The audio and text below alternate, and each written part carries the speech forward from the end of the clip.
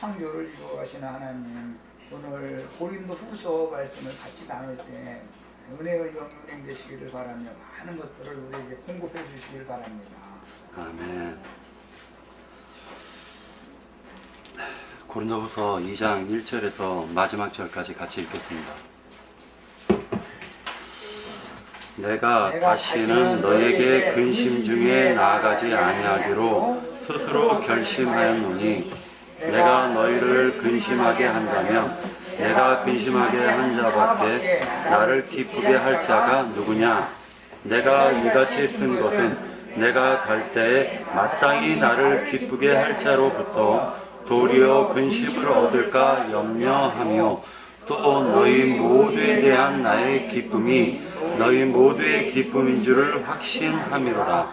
내가 마음에 큰 눌림과 걱정이 있어 많은 눈물로 너희에게 썼노니 이는 너희로 근심하게 하려 한 것이 아니요 오직 내가 너희를 향하여 넘치는 사랑이 있음을 너희로 알게 하려 함이라. 근심하게 한 자가 있었을지라도 나를 근심하게 한 것이 아니요 어느 정도 너희의 모두를 근심하게 한 것이니 어느 정도라 하면 내가 너무 지나치게 말하지 아니하려 함이라. 이러한 사람은 많은 사람에게서 벌받는 것이 마땅하도다. 그런즉 너희는 차라리 그를 용서하고 위로할 것이니 그가 너무 많은 근심에 잠길까 두려워하노라. 그러므로 너희를 권하노니 사랑을 그들에게 나타내라. 범사에 순종하는지 그 증거를 알고자 하여 내가 이것을 너희에게 썼노라. 너희가 무슨 일에든지 누구를 용서하면 나도 그리하고 내가 만일 용서한 일이 있으면 용서한 그것은 너희를 위하여 그리스도 앞에서 한 것이니 이는 우리로 사단에게 속지 않게 하려 합니다. 우리는 그 계책을 알지 못하는 바가 아니로다. 내가 그리스도의 복음을 위하여 드로아의 이름에 주 안에서 문이 내게 열렸으되 내가 내 형제 디도를 만나지 못하므로 내 심령이 편하지 못하여 그들을 작별하고 마게도냐로 갔노라. 항상 그리스도 안에서 이기게 하시고 우리로 말미암아 각처에서 그리스도를 아는 냄새를 나타내시는 하나님께 감사하노라. 우리는 구원받는 자들에게나 만나는 자들에게나 하나님 앞에서 그리스도의 향기니 이 사람에게는 사망으로부터 사망에 이르는 냄새요 저 사람에게는 생명으로부터 생명에 이르는 냄새요.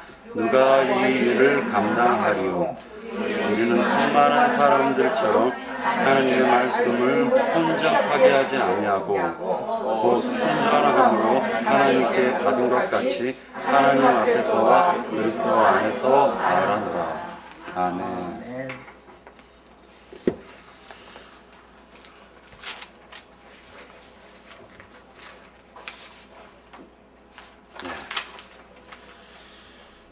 1절에서는 환난, 사도 바울이 하나님을 믿음으로 말미암아 많은 환난과 그리고 고난을 받은 것과 그리고 또한 위로에 대해서 말씀을 나누었다면 2절에서는 바울의 고린도 성도들 바울과 그리고 고린도 성도들의 근심, 오해와 기쁨과 그리고 용서에 대해서 말씀을 나누고자 합니다.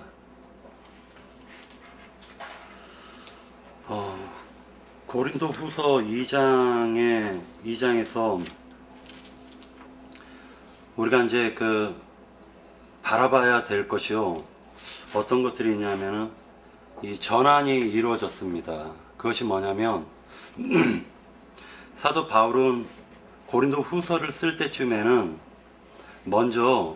사도 바울은 디도를 갖다가 먼저 보내고 난 다음에 그 소식을 갖다가 사도 바울은 기다렸습니다. 그리고 항상 마음에 걸리는 부분이 있었는데 그것이 체험적으로 이제 하나님께서 놀랍게도 디도를 통해 가지고 승전보를 알려주시는 것을 우리가 볼 수가 있게 되는데요. 그래서 사도 바울은 2절에서 담대하게 지금 말씀을 갖다가 이제 전개해 가는 것을 볼 수가 있습니다. 그러니까 2절의 내용의 핵심이 승리입니다. 승리. 지금 여기에서 2장의 고린도후서 2장의 내용의 핵심은 지금 승리를 갖다가 나타내고 있는 겁니다. 그래서 그리스도의 향기라는 말씀과 이런 모든 게 맥이 이제 이어져 가는 것을 우리가 볼 수가 있습니다. 2장 2절에 보면은 내가 너희를 근심하게 한다면 내가 근심하게 한 자밖에 나를 기쁘게 할 자가 누구냐라고 말씀하고 계시는데, 이 말씀을 갖다가 공동 번역에서 보면은요, 나를 기쁘게 할 자는 여러분밖에 없습니다. 그런데 내가 여러분 마음을 아프게 한다면 나를 기쁘게 할 사람에게 슬픔을 안겨주는 셈이 되지 않겠습니까? 라는 말이에요. 다시 한번 읽어보겠습니다. 2장 2절에 내가 너희를 근심하게 한다면 내가 근심하게 한 자밖에 나를 기쁘게 할 자가 누구냐? 이 말이 고린도 성도들은 나를 기쁘게 할 자들인데 도리어 근심을 갖다가 얻게 하기를 갖다가 사도 바울은 원치 않는다라는 뜻이 되겠죠. 사도 바울이 지금 근심을 하고 있는데 여러 가지 면에서 근심을 하고 있습니다. 그것을 갖다가 오늘 좀 잠깐 찾아보려고 하는데요. 바울을 갖다가 사도로 인정하지 않는 고린도의 일부 성도들이 있었고요.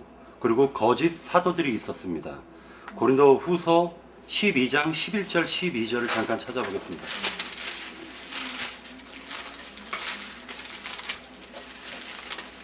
(11장) 11절에서 12절 말씀을 같이 어떠한 까닭이냐 내가 너희를 사랑하지 아니함이냐 하나님이 아시느니라. 내가 해온 그대로 앞으로도 하리니 기회를 찾는 자들이 그 자랑하는 일로 우리와 같이 인정받으려는 그 기회를 끊으려 함이라 라고 지금 말씀하시고 계시고요. 즉 다시 얘기해서 거짓 사도들이 사도 바울을 갖다가 말하자면 추천서도 없고 추천서가 없다 라고 하면서 무시하고 들어갔다라는 거죠. 사도 바울을. 근데 중요한 것은 사도 바울이 이제 곧 있으면 이제 고린도 후서 3장에 보면 이제 추천서에 대해서 말씀이 나올 건데요. 이 추천서는 사도 바울이 받은 추천서가 따로 있습니다.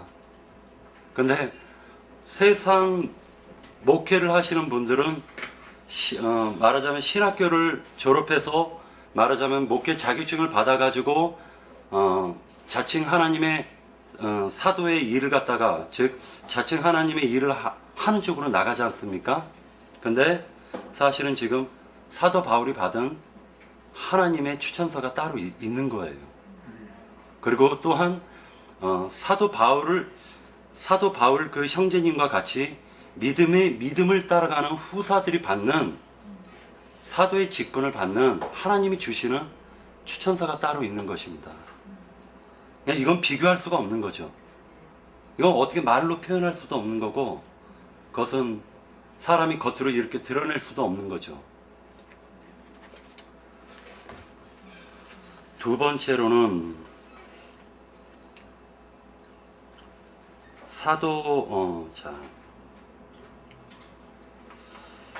두 번째로는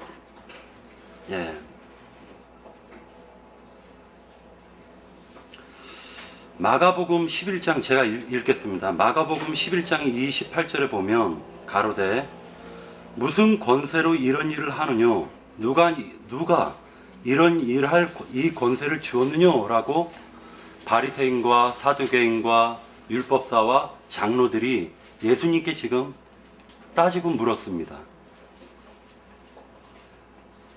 누가복음 20장 2절에 보면 말하여 가로되 당신이 무슨 권세로 이런 일을 하는지 이 권세를 준 이가 누구인지 우리에게 말하라 라고 얘기하고 있죠.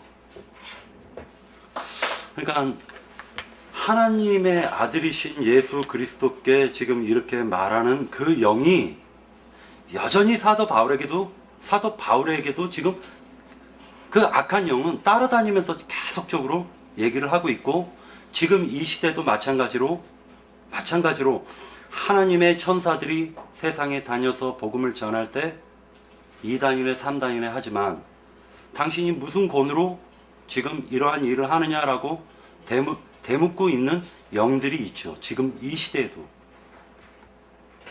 두 번째로는 연보를 받지 않고 모든 경비를 장막되는 일을 하면서 마게도니아라든지 아니면은 여러 지교회를 통해 가지고 지원금, 후원금을 받아가지고 고린도 성도들에게 부담을 주지 아니하고 오히려 그들을 갖다가 섬겼는데, 그것이 오히려 또 비방거리가 됩니다. 지금 오히려 사도 바울이 일하고 또한 자기 자비로서 전도를 하였던 모든 것이 오히려 또 비방거리로서 삼는 자들이 있었다라는 것이죠. 그리고 세 번째로는 연보를 횡령했다라고 일부 거짓 사도들과 성도들이 의심한 사람들이 있었다라는 것이죠. 연보를 횡령했다라고도 의심한 사람들이 있었던 것 같습니다. 그거는 8장 20절을 한번 찾아보겠습니다. 자, 읽겠습니다. 이것을 조심함은 우리가 맡은 이 거액의 연보에 대하여 아무도 우리를 비방하지 못하게 하려 함이니 라고 말씀하고 있으니까, 지금 이 말씀의 그 내용은 거액의 연보 가지고 비방하는 자들을 갖다가 염두에 두시고 지금 하신 말씀이란 말이죠. 그 거액의 연보를 갖다가 가지고 오히려 고린도 성도들을 갖다가 오히려 이용했다라고 하는 거죠. 이제 비방하는 자들이요. 자칭 크다고 하는, 예루살렘에서 추천서를 받아가지고 온 자칭 크다고 하는 사도들이 지금 이렇게 많이 꼬시고 있는 것 같습니다. 그리고 성도들은 그 말을 듣고 또 이렇게 흔들리는 것 같고요. 네 번째로는 외모로 바울을 갖다가 판단하고 약하고 말도 유명하고 자칭 크다 하는 사도들보다 시원하지 않다고 비방 또는 모함하고, 모함은 아니고 비방을 하는 것이고요. 고린도 성도들이 오히려 지금 사도 바울의 말은 시원하지가 않다라고 이제 얘기하는 것을 우리가 또 볼 수가 있죠. 그리고 다섯 번째로는 교활한 자가 되어 너희를 속임수로 취하였다고 비방하는 거짓 사도들이 또 있었죠. 이 부분을 한번 찾아보겠습니다. 12장 16절 말씀을 찾아보겠습니다.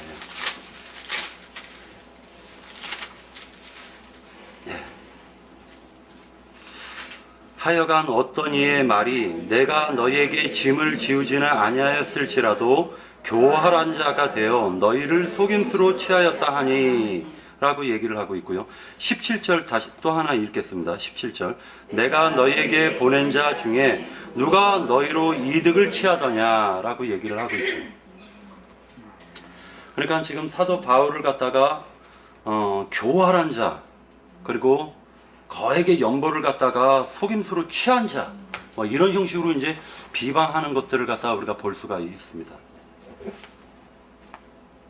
사도 바울은 이런 그 비방을 갖다 들으시면서요, 오히려 지금 고린도 성도들에게 나아가는 것을 갖다가 스스로 나아가지 아니하고 아끼는 마음에서 나가지 않고 때를 갖다가 기다리신 것 같은데, 그 때를 갖다가 하나님께서 이렇게 주셨죠.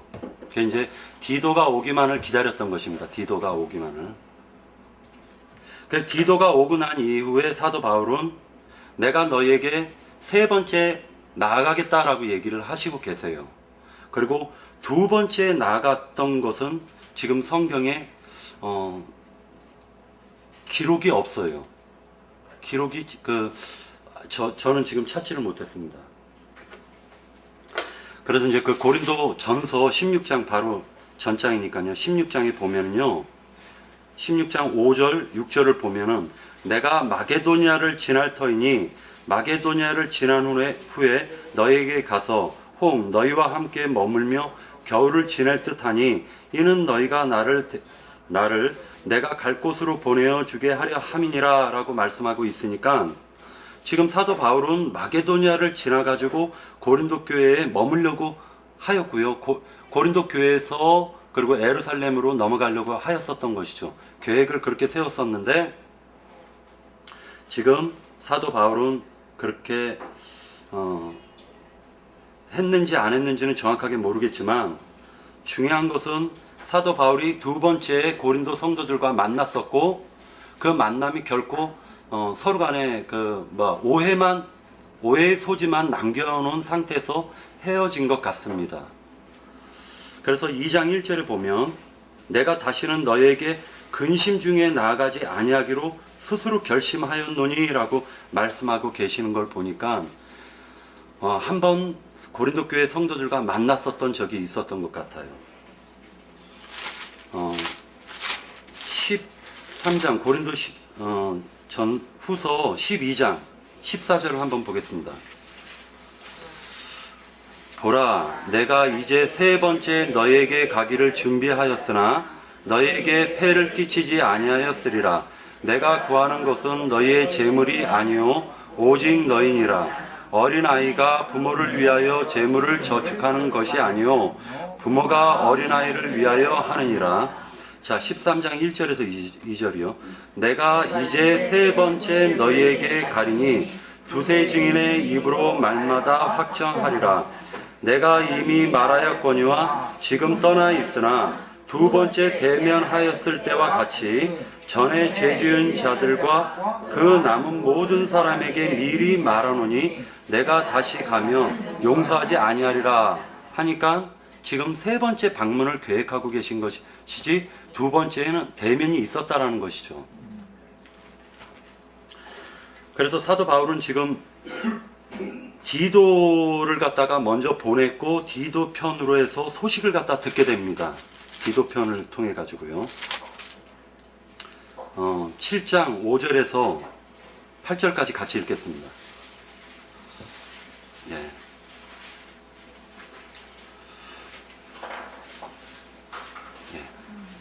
우리가 마게도니아에 이르렀을 때에도 우리 육체가 편하지 못하였고 사방으로 환난을 당하여 밖으로는 다툼이요 안으로는 두려움이었노라.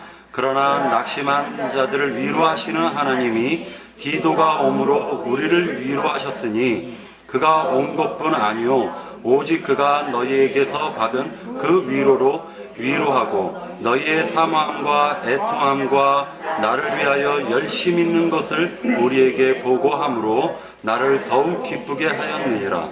그러므로 내가 편지로 너희를 근심하게 한 것을 후회하였으나 지금은 후회하지 아니함은 그 편지가 너희로 잠시만 알미라. 그러니까 디도를 통해 가지고 지금 사도 바울은 먼저 보냈고, 그리고 디도에게 연락을 받고 난 이후에 고린도 후서를 쓴 것이기 때문에요. 고린도 후서 2장에서의 그 내용을 보면은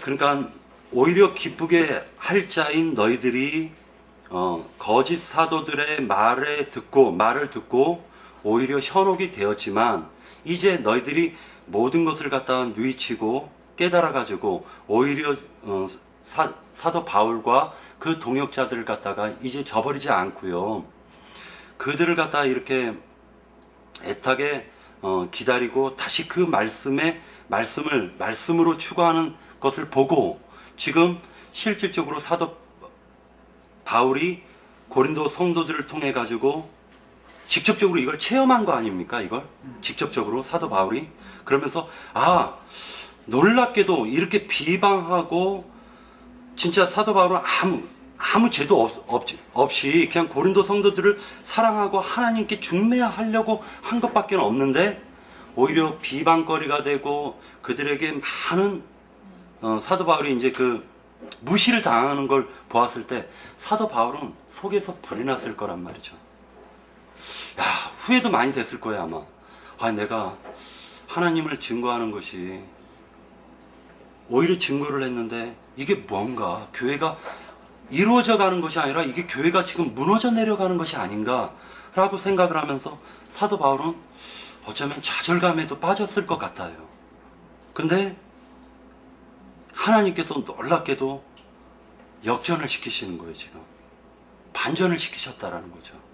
사도 바울은 마음에서 애타는 마음을 갖고 오히려 고린도 성도들에게 넘치는 사랑으로 4절에 보면 많은 눈물로 너에게 썼노니 너희로 근심하게 하려 한 것이 아니요 오직 내가 너희를 향하여 넘치는 사랑이 있음을 너희로 알게 하려 함이라 하니까 그것만을 갖다가 추구하였는데 오히려 넘치는 사랑으로 그들을 갖다 하나님께로 이끌려고 노력하고 하나님을 만나게 참된 진리의 하나님을 말씀이신 하나님을 만나게 하려고 했었는데 오히려 그들은 사도 바울을 비방하고 오히려 율법을 쫓아가는 거짓 자칭 크다고 하는 자랑하는 자들을 갖다 쫓고 저들의 말은 은혜가 넘치다고 오히려 그들을 추종하는 것을 보고 사도 바울은 안타까운 마음이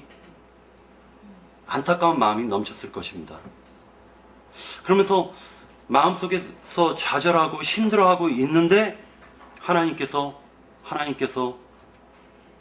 이런 모든 것이 고린도 성도들을 갖다가 고린도 성도와 사도 바울과의 관계 그리고 그 고린도 교회를 하나님께서 쓰시면서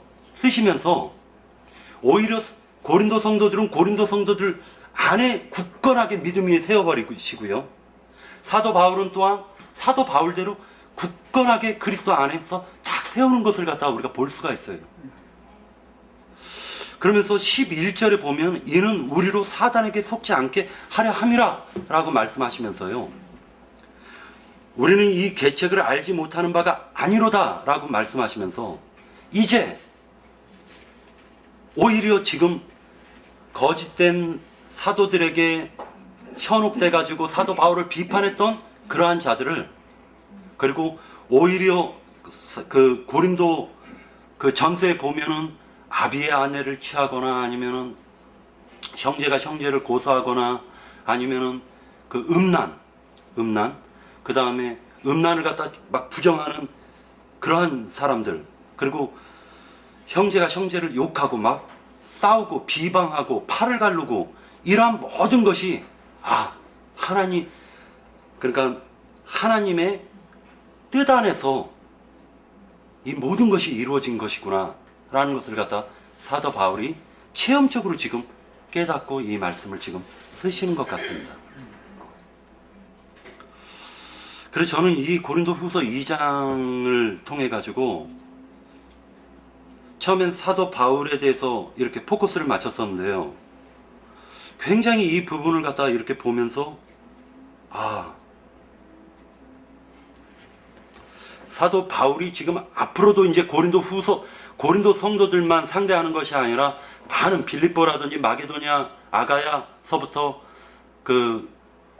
소아시아 지역까지 많은 그 교회들이 있는데 앞으로 이 모든 교회가 이 고린도 교회 성도들과 같이 모든 교회들이 똑같이 거짓 사도들이 또 역사를 하고 있어요. 하나님께서 먼저 여기에서 고린도 성도들을 통해 가지고 훈련을 한번 시키시고 그러고 나서 빌립보서라든지 데살로니가 전후서라든지 그런 데서 이제 사도 바울은 담대하게 이것이 사단의 역사고 이것이 하나님께서 허락하에서 이 교회를 세우는 것을 갖다가 가리키면서 우리가 이제는 이 단순한 이 아주 좁은 부분만을 보지 말고 우리가 이제는 사람을 갖다가 상대를 하는 것이 아니라 교회 안에서 하나님께서 어떻게 교회를 세워가는지를 갖다가 담대하게 그 내막을 그 깊은 속을 갖다가 성도로서 그 부분을 갖다가 살피자. 좀 그릇을 넓히자라는 쪽으로 이제 앞으로 전개가 되어질 것입니다. 고린도 후서가.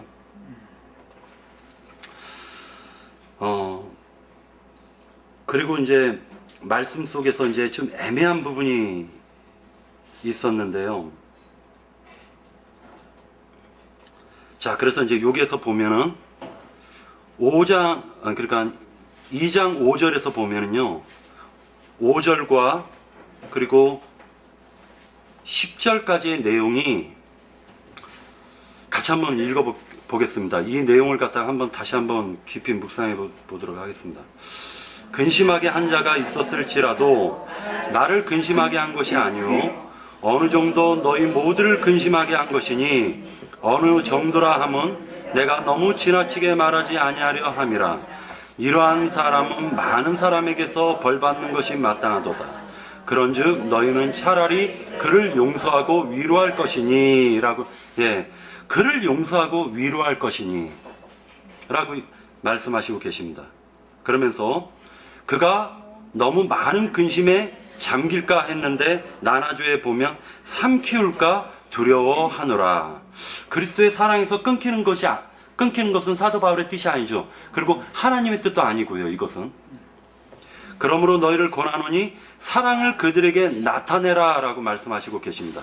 그러면서 9절에 너희가 범사에 순종하는지 그 증거를 알고자 하여 내가 이것을 너희에게 썼노라 하면서 10절에는 너희가 무슨 일이든지 누구를 용서하면 나도 그리하고 내가 만일 용서한 일이 있으면 용서한 그것은 너희를 위하여 그리스도 앞에서 한 것이니라 라고 말씀하고 계시니까 10절의 말씀은 우리가 주기도문에서 예수 그리스도께서 우리에게 가르쳐 주신 말씀 가운데 이런 말씀이 있죠.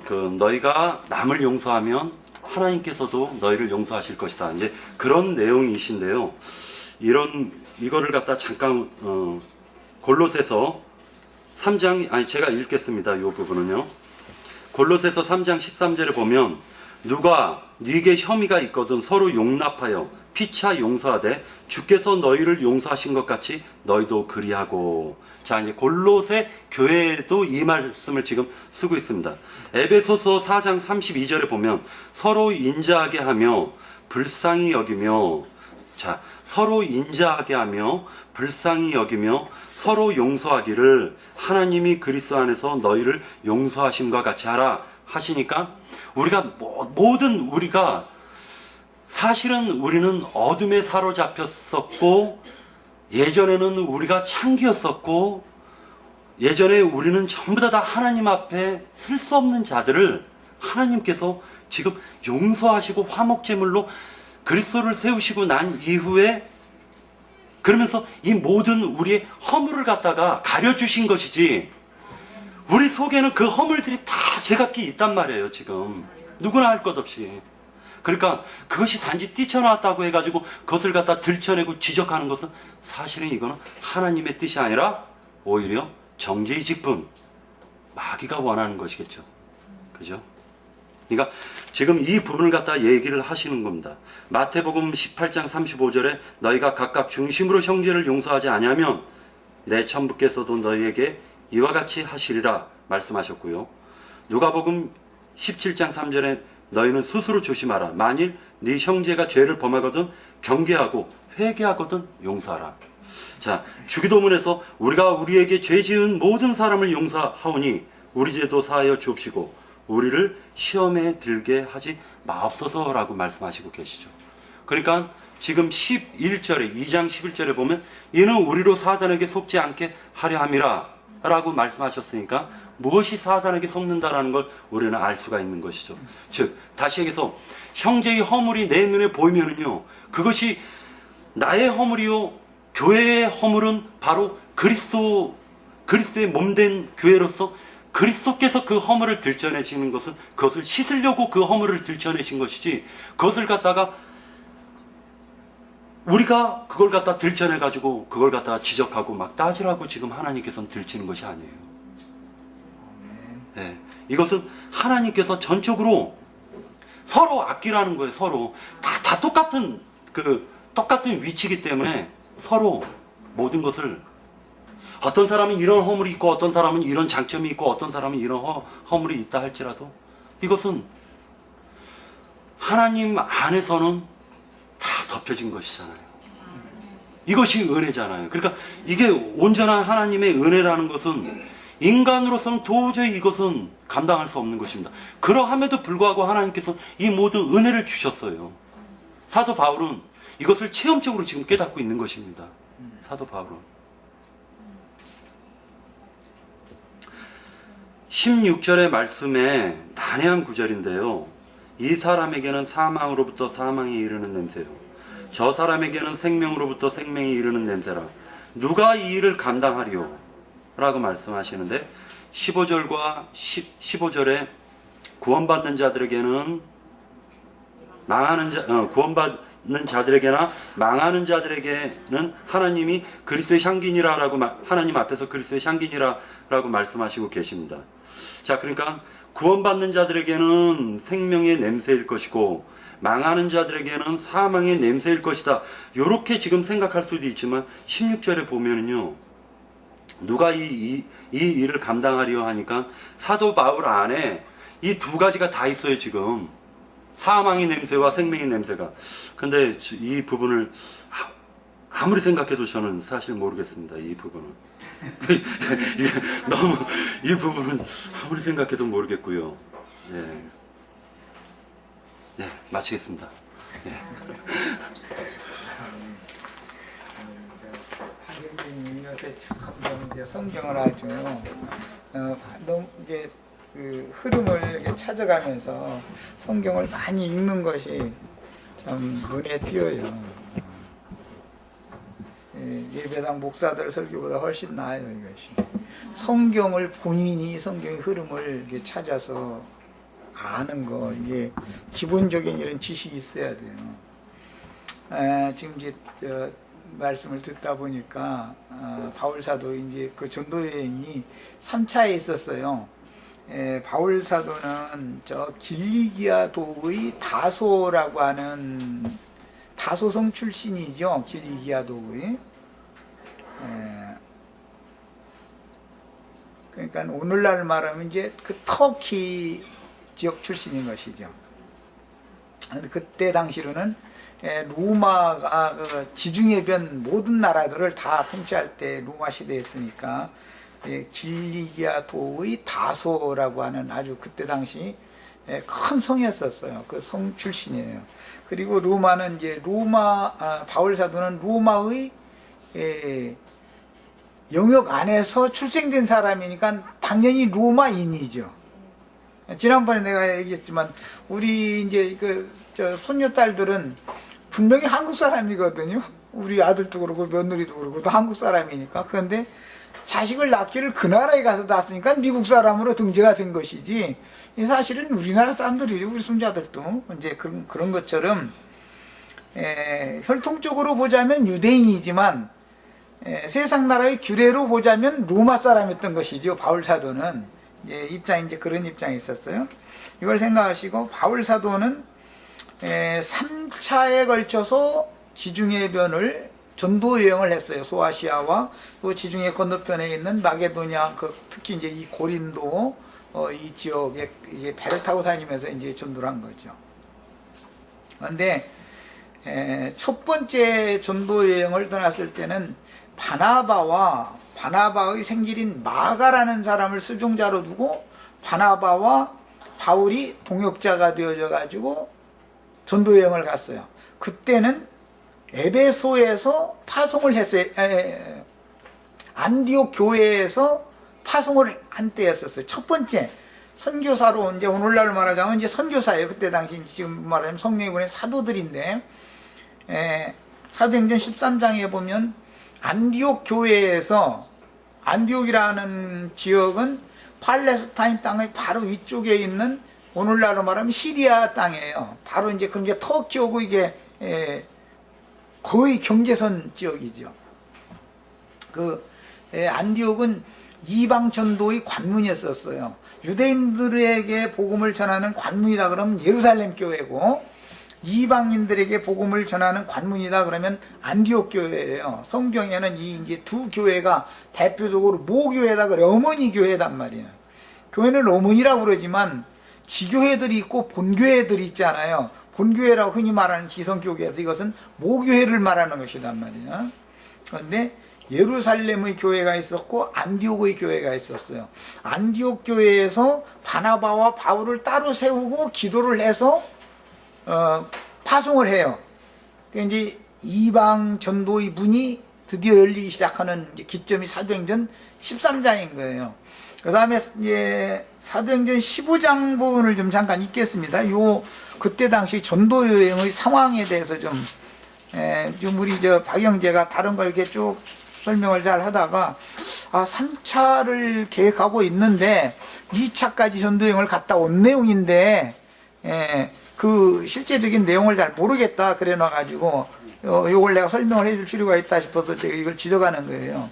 사도행전 15장 36절부터 41절까지 봅니다.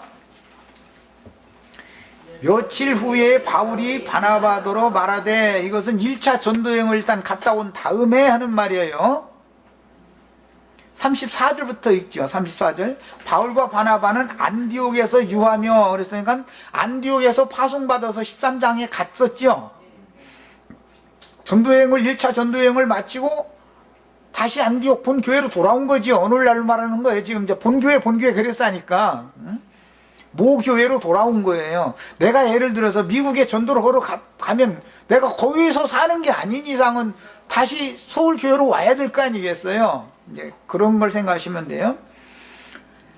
안디옥에 유하며 수다한 다른 사람들과 함께 주의 말씀을 가르치며 전파했어요. 1차 전도행이 끝난 다음에 시간이 이제 지나간 거예요. 자, 36절. 며칠 후에 바울이 바나바더러 말하되, 우리가 주의 말씀을 전한 각 성으로 다시 가서, 이건 이제 2차 전도여행을 같이 또 가자 그랬다는 거예요. 형제들이 어떠한가 방문하자 하고, 바나바는 마가라 하는 요한도 데리고 가고자 하나. 13장에서는 마가 요한을 수종자로 데리고 갔다고 돼 있었죠.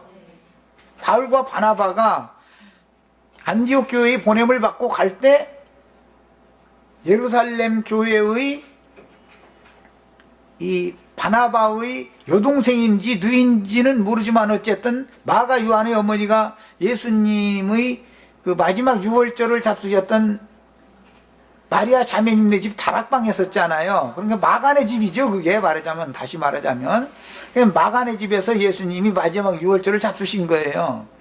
그랬는데 그 마리아 자매님의 아들이 마가 요한이란 말이야. 그리고 마가 요한의 외삼촌, 외숙이 바나바예요. 마리아 자매님의 그러니까 오라비 아니면 이제 남동생이 바나바인 것이죠. 그런데 이제 그 바나바와 바울이 동역자가 되어져 가지고 전도여행을 첫 번째 갔다 오고 두 번째 지금 며칠 후에 지난 다음에 안디옥에 일단 돌아왔다가 다시 가고자 하는 거예요. 바나바더러 말하되, 우리가 주의 말씀을 전한 각성으로 다시 가자. 이건 두 번째 2차 전도여행을 이제 지금 말하는 거예요. 가서 형제들이 어떠한가 방문하고자 하고, 바나바는 마가라 하는 요한도 데리고 가고자 하나.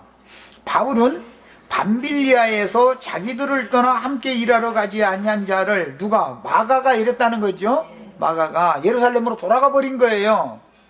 이제 너무 힘들었던 거죠. 이제 그 이방 땅에 이렇게 다니면서 이제 너무 힘드는 전도 여행을 하고 다니니까 이제 다시 예루살렘으로 돌아갔어요. 마가가. 그런데 바나바는 그 마가도 데리고 가자. 자기 생질이니까 이제 데리고, 그도 전도자로 세워놓기를 바라는 마음이 있었겠죠, 당연히. 그런데 그 앞에 14장 이런 데 보면은 신라 얘기는 이미 앞에 나왔는데, 이 편지를 보낼 때 전도 여행을 하고 나서 예루살렘 교회에 올라가서 보고를 했죠. 이방인들에게 이렇게 전도를 했더니 그들도 성령을 다 받았다. 그게 하니까 이제 그 문제를 가지고 예루살렘에서 장로회의가 있었잖아요. 15장에 보면. 그 장로회의 결과를, 편지를 각 지중해 변에 있는 성읍에 있는 지교회들에게 편지를 보낼 때 15장 27절 읽겠습니다. 만장일치로 가결을 하였노라. 그리하여 유다와 신라를 보내니, 이렇게 돼 있죠. 그러니까 이 신라라는 사람이 그 사람은 이미 그때 32절도 봅니다. 읽고 그 유로한 말을 기뻐하더라. 유다와 신라도 선지자라 이렇게 돼 있죠. 그들도 하나님의 말씀을 받았고 이해할 줄 알고 남들에게 그걸 해석해서 가르칠 수 있는 능력 있는 사람들이었던 거예요. 그래서 2차 전도 여행 때는 바나바와 바울이 심히 누구를 데리고 갈까 이 문제 가지고 다투게 되죠. 자, 이제 다시 37절 이하에서 38절 이하에서 읽어봅니다. 바울은 밤빌리아에서 자기들을 떠나 함께 일하러 가지 아니한 자라는 건 요한을 말하는 마가 요한, 바나바의 생질이죠. 그것이 옳지 않다 하여 서로 심히 다투었다. 이 말은 누구를 데리고 갈 거냐라는 문제를 가지고 다퉜다는 거예요. 바나바는 자기 생질이니까 생질을 데리고 가고 싶었고, 이 말은 뭐 인간적인 어떤 말이 아니고 주의 일꾼으로 자기 생질을 후계자를 삼기를 원했다 그 말이겠죠. 당연히 바나바가.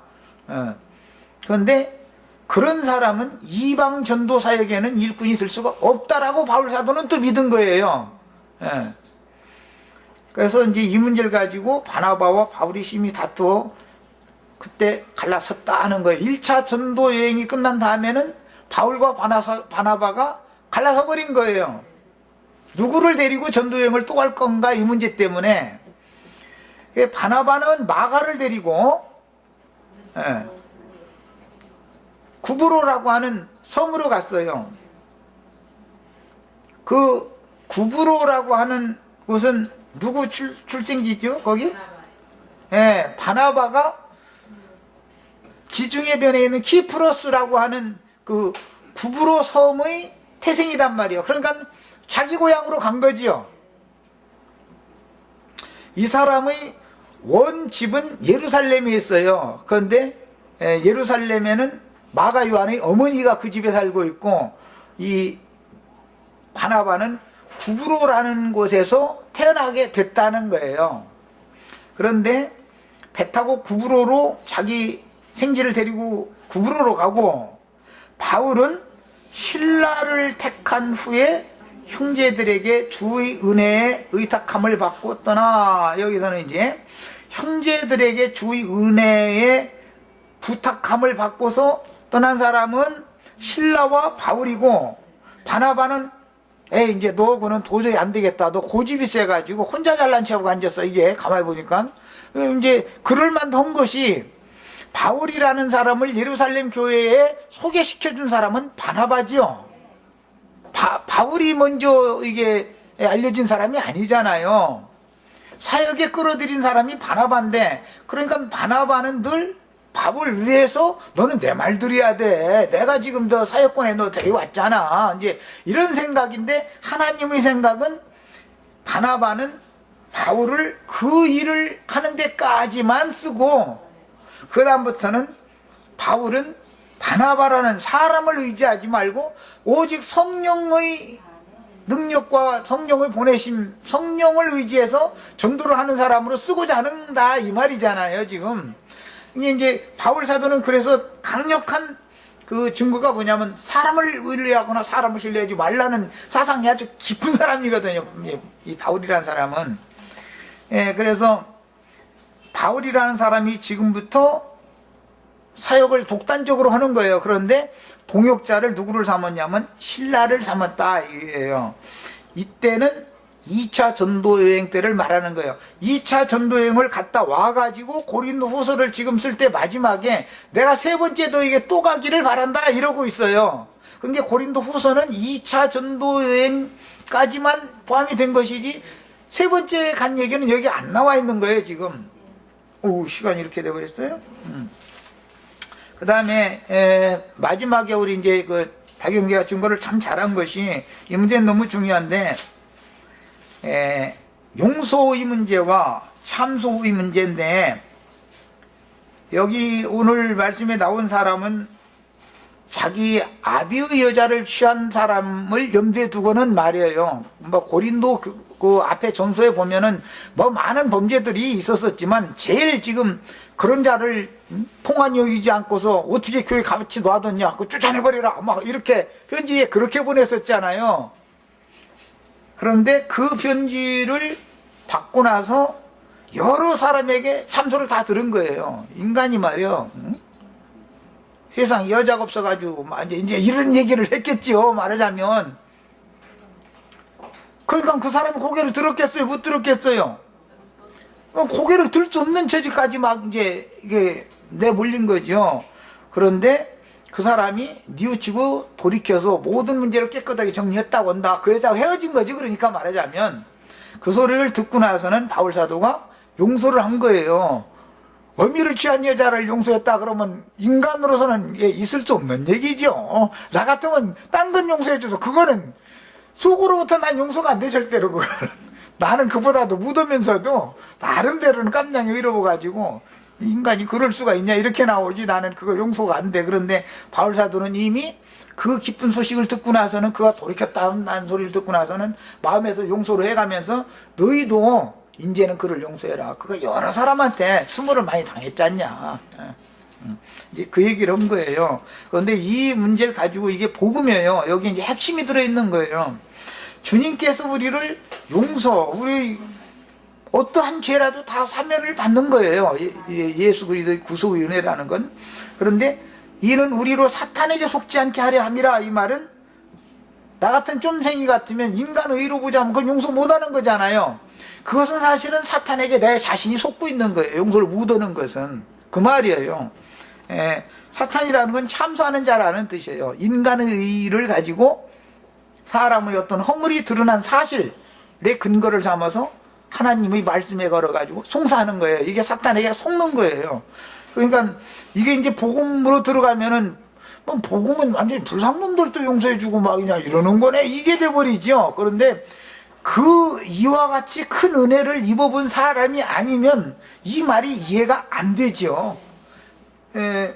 사탄의 사역을 하는, 육체의 사역을 하는 그리스도의 냄새를 내는 그 큰 은혜를 입어본 사람이 아니면 이게 사망의 냄새라는 건 사탄의 참소를 남에게 하는 사람 사망 냄새 풍기는 것이고, 그렇지만 하나님은 그를 받아주셨지 않냐. 용서를 해주는 건 그리스도의 냄새를 풍기는 거잖아요. 지금 생명의 냄새잖아요. 이 말이에요. 우리 형제 자매들도 이 복음의 능력이라는 게 얼마나 어마어마한가를 깨닫으시길 바라요. 여기까지 하고 마치겠습니다. 우리는